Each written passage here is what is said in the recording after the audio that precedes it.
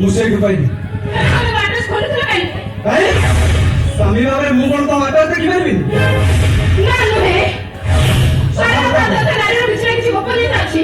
ओहो तारे तुमर नागर भीतर किसी संपर्क अछि को संपर्क नहीं तुम से आटा जिकर रखिलो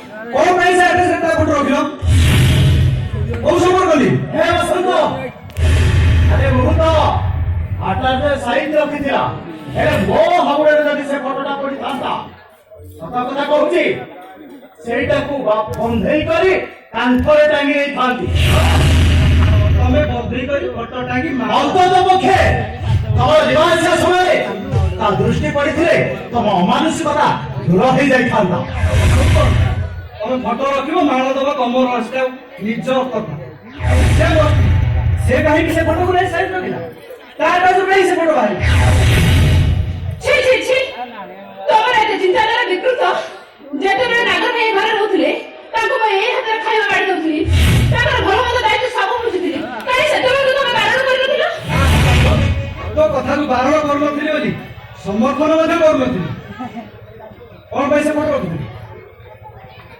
सफा कथा कह से फोटो को तू काई रखिली नागर और तो भीतर संपर्क कोन हे वसंत अरे चुप रही जा हे की छोटे बच्चे को हेना बात करू तो कौन सा अपराध कर देछि मुटा स्वामी था तो मो फोटो रखिया बदल से काहे की नागर फोटो रखिला नागर का बड़े पर पुरुष से हम से घर बड़े कुल बोल और भाई से फोटो रखिला आगो मते कहि बताओ हां मु से फोटो रखिथिली अरे एतरा भूल हैला कोठी काई तमे को रामचंद्र न जे मु तुमको सीता भली अग्नि परीक्षा देबी तमे गुटिया सीता भलरे कह तमे से फोटो काई रखिथिलो आ ए घरे कोन पई तमे रहइबो बाबा मु एटा के घर रखियो चाहे एई मुहूर्त रे तुमे घर बाहर कर अरे नगरी तो बहुत किसी को अरे कौन भाई तक घर बाहर करिवो हां से अपराध करिछि से जीवो से काहे की घर रहइबो नाही हां से जीवो ए घर रहइबो अरे क्या ए घर रहइबो होछि मो हां प्लीज मत होछि से साबित करती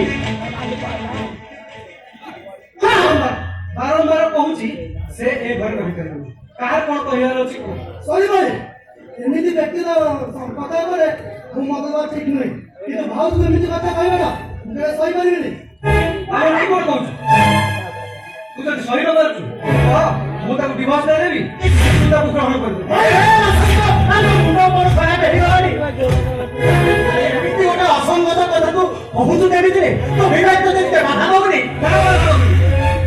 मु एई मुहूर्त रे ताको घर बाहर कर तारे ठीक अछि तम कथा काई एई मुहूर्त रे मेरे घर छाड़ी चली जीबी आ एटी मु गोटे मुहूर्त रे आइलिनी अरे मां चुप हे जा अरे चुप हे जा तम सामने ए घरर मुरबी अछि तमे काहे के एते बड़ निष्पत्ति नहीं जाउछ बापा आ एटी रही किछि लाभ होई बापा जदे समस्ते संपर्क भितर बाटे उठी आइछि आ एटी रही मोर विश्वास हे जीबी आखि दे बले बाबा सेते मन मन शांति हियो अरे मां एते बड़ा से जिया है इसको तेरे रास्ता तो स्वामी हिसाब से घर बाहर कर हे वसंत भाई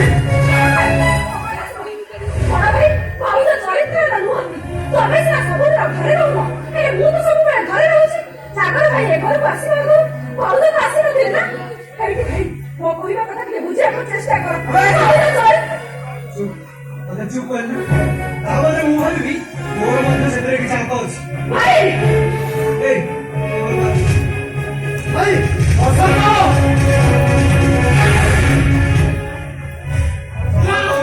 सिंदूर से सफा कर लिए घर सफा सिंदूर बाहर कर ठीक अछि मु मध्ये तम स्वामी भाई आसुतर नथि जदे सफा सिंदूर मूल्य आके किछ आई ताले मु भाई महादेव सफा आ सोचले कि मो असर से आ जाओ आ मु भाई मो बात से कोया करे कोया धरा ए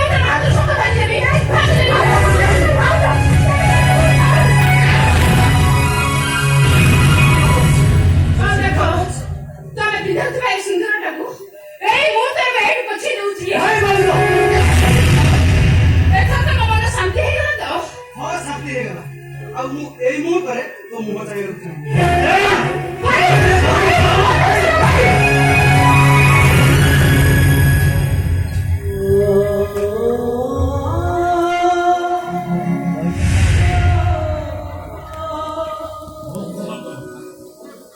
ବହୁତ ଭଲ କଲ ସବୁଠି ଭାବୁଥିଲି ମୁଁ ଆଉ ଗୋଟେ ବାପ ବୋଲି ମୁଁ ଝିଅ ଦେଇଥିଲି ତ ବାପ ହେଲନି ସେଇ ଶ୍ୱଶୁର ହୋଇ ରହିଗଲ। ସବୁନି ତମେ ମୋତେ କ୍ଷମା କରିଦେବ ସବୁନି ତମେ ମୋତେ କ୍ଷମା କରିଦେବ। ଛୋଟିଆ ଭୁଲ ପାଇଁ ଏ ଘରେ ଝିଅ ଦେଇଥିଲେ ବି ମୁଁ ଏ ଘରେ ପାଦ ଦଉନଥିଲି।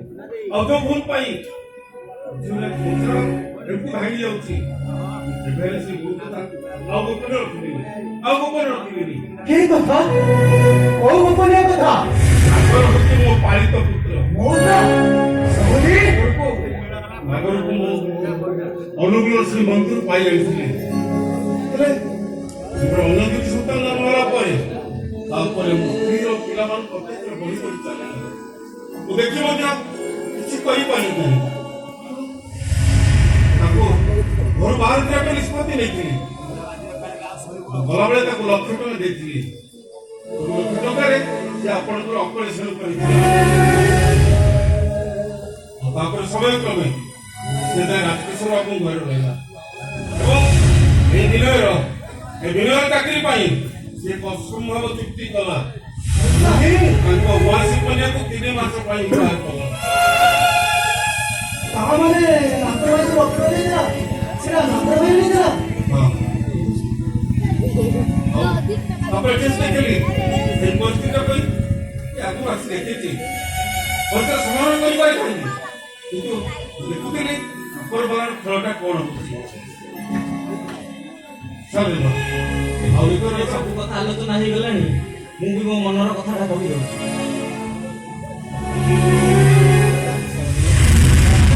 ଯିବା ଆସିବା ଭିତରେ ମୋର ଦେଖା ହୁଏ ନାଗର ସାଙ୍ଗରେ ଆଉ ନାଗରକୁ ବି ମୋ ଘରେ ରହିଲେ ମୁଁ ପ୍ରସ୍ତାବ ଦେଇଥିଲି ନାଗର ରାଜି ହେଇଥିଲା।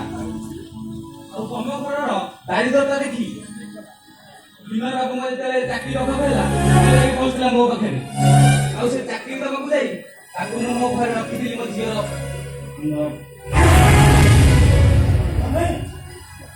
ତମେ ନାଗରକୁ ତମ ଝିଅ ସହିତ ବିବାହ କରିବ କାହିଁକି? କାହିଁକି ନା ମୋ ଝିଅ ହଉଛି ଗୋଟେ ଉଆଁସୀ କନ୍ୟା। ତାକୁ ଯଦି କିଏ ବିବାହ କରିବ ତାହେଲେ 3 ମାସ ଭିତରେ ତାର ମରଣ ହେଇଯିବ। ଆଉ ଯେହେତୁ ଆପଣଙ୍କର ପାରିବାରିକ ସମ୍ପର୍କରେ ବହୁତ ଅଭାବ ରହିଥିଲା ସେ ମୋ ପ୍ରସ୍ତାବରେ ରାଜି ହେଇଥିଲା। ରାଜି ମଧ୍ୟ ମୋ ଝିଅକୁ ବିବାହ କରିଥିଲା। ଆପଣ ନିଜ ସ୍ୱାର୍ଥକୁ ଚରିତାର୍ଥ କରିବା ପାଇଁ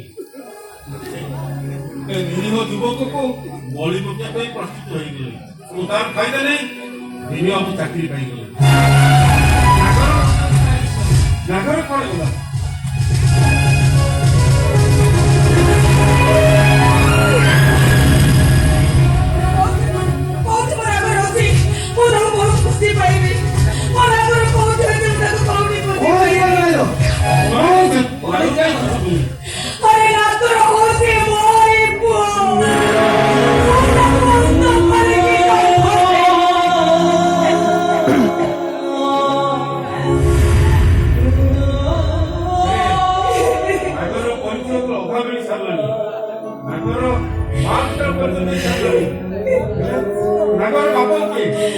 ପରିସ୍ଥିତିରେ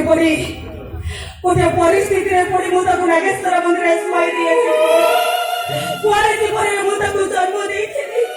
ସେଇଥିପାଇଁ ଲୋକ ଲଜ୍ଜାକୁ ଭୟ କରି ଆଜି ପର୍ଯ୍ୟନ୍ତ ମୁଁ ତାକୁ ପୁଅର ପରିଚୟ ଦେଇନଥିଲି। ସେ ହଉଛି ମୋରି ପୁଅ। ମୁଁ ତାକୁ ଜନ୍ମ ଦେଇଛି। ନାଗର ବାପା କିଏ ସେ? ଆମେ ବି ଜାଣିବାକୁ ଚାହୁଁଛୁ। ନାଗର ବାପା କିଏ?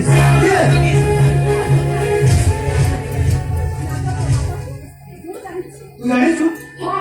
ମୁଁ ଜାଣିଛି। ତାଙ୍କ ମୁହଁକୁ ବନ୍ଦ କରି ରଖିଛି। ଆଦৌ ଠିକ କଥା ନୁହଁ। ଆଦୌ ଠିକ କଥା ନୁହଁ। ହଁ ଆମେ ବି ମଧ୍ୟ ଜାଣିବାକୁ ଚାହୁଁଛୁ କିଏ ସେ ନାଗର ବାପା? କୁହ ନାଗର ବାପା କିଏ? ଆରେ କହୁନ କଣ ପାଇଁ? କେହି ତ କୁହ।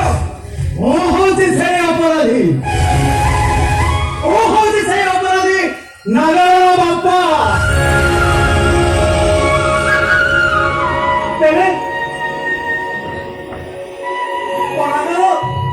पढ़ाने पड़ेगा